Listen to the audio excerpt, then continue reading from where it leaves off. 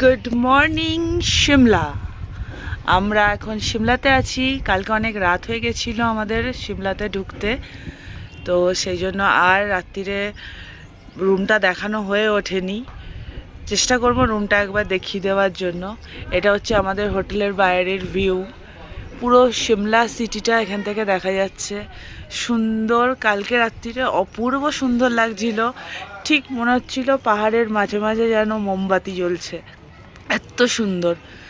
এটা আমাদের পুরো ভিউ হোটেলের বাইরেটা।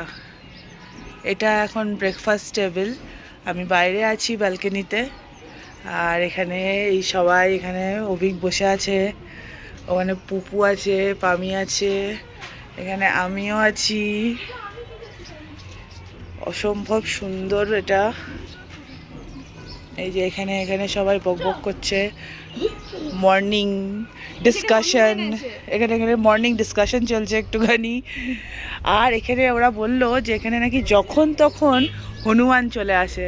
বললো সেই জন্য আপনারা বেশিক্ষণ বাইরে থাকবেন না, ফোনও হাত থেকে নাকি কেড়ে নিয়ে চলে যায়, এরকম একটা ব্যাপার আছে।